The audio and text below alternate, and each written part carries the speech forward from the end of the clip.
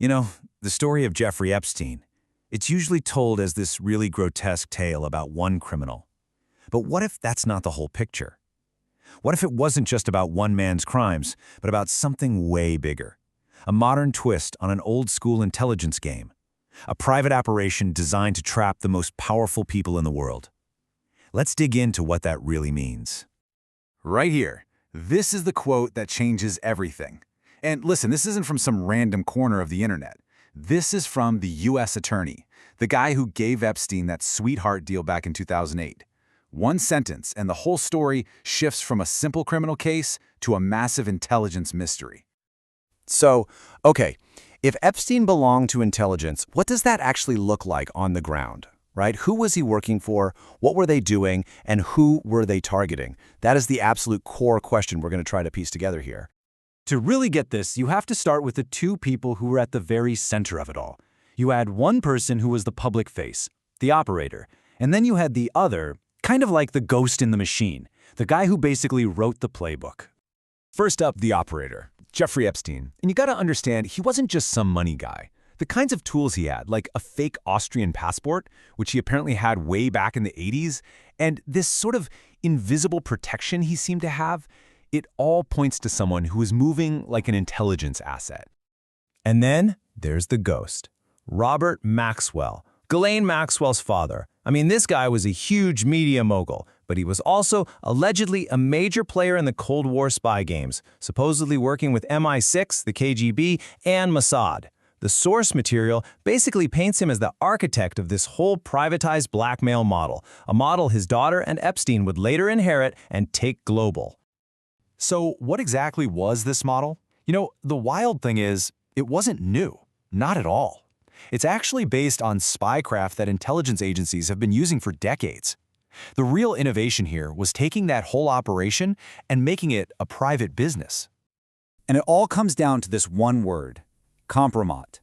It's Russian, and it's basically the currency of this entire world.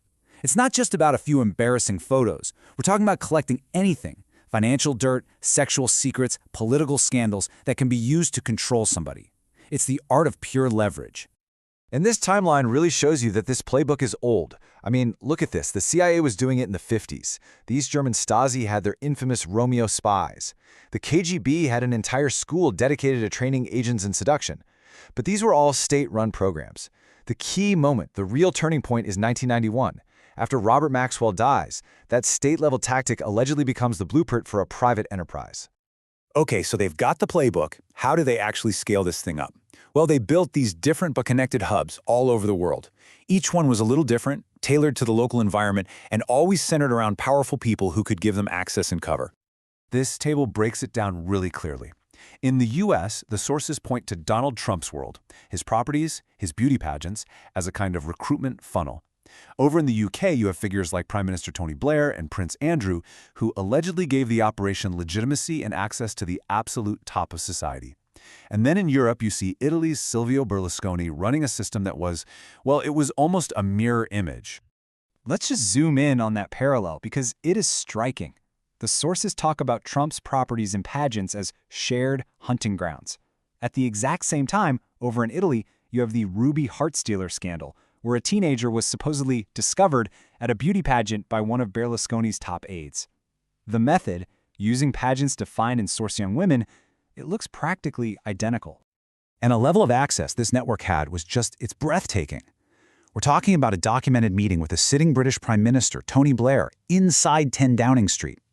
A relationship with Prince Andrew that was so toxic, it completely ended his public life. And regular visits from Ehud Barak, the former Prime Minister of Israel. This was not some fringe thing. They were walking the halls of power. Okay, this is where the story takes a huge turn. The network wasn't just influencing powerful people anymore. According to the sources, it allegedly became a tool for powerful states. Governments started to see how valuable this operation was and became both sponsors and clients. And here is another absolutely explosive claim, but this time it's from an intelligence professional. A former CIA case officer, John Kiriakou, is quoted saying Epstein was a textbook example of an access agent. That's someone who uses their social position to spot potential recruits for spy agencies. And Kyriakou doesn't mince words. He specifically names Mossad as the agency he believes Epstein was working for. And it wasn't just one state actor either. The 2013 Miss Universe pageant in Moscow is presented as this massive moment. You've got an event hosted by Donald Trump, funded by a Kremlin-connected oligarch. I mean, for Russia's intelligence agency, the FSB, it was the perfect stage to gather their own Kompromat on a guy who would later become President of the United States. And the relationship with Russia apparently became a straight-up transaction. The reporting suggests Epstein needed help from the Kremlin with a problem he was having. An FSB Academy graduate stepped in. And what did Epstein give in return? Advice on something incredibly valuable: how to get around U.S. sanctions. Just like that, the network had another state-level client.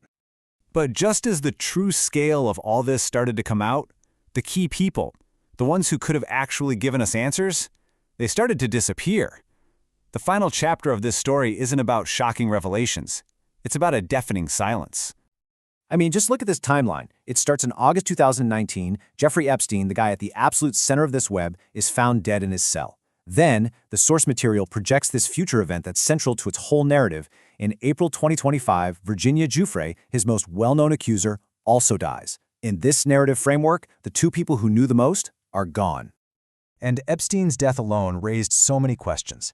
The official ruling was suicide, but the circumstances, they were just bizarre. Security cameras that suddenly weren't working, guard logs that were faked, and then there was the fractured hyoid bone in his neck, an injury that some forensic experts say is a lot more common in strangulation than in hanging. So in the aftermath, what are we left with? Pretty much a void. Giuffre's memoir gets released, but a lot of names are apparently left out for safety reasons. U.S. officials flat out deny that any kind of blackmail operation or client list ever even existed. And maybe the strangest part? Foreign enemies?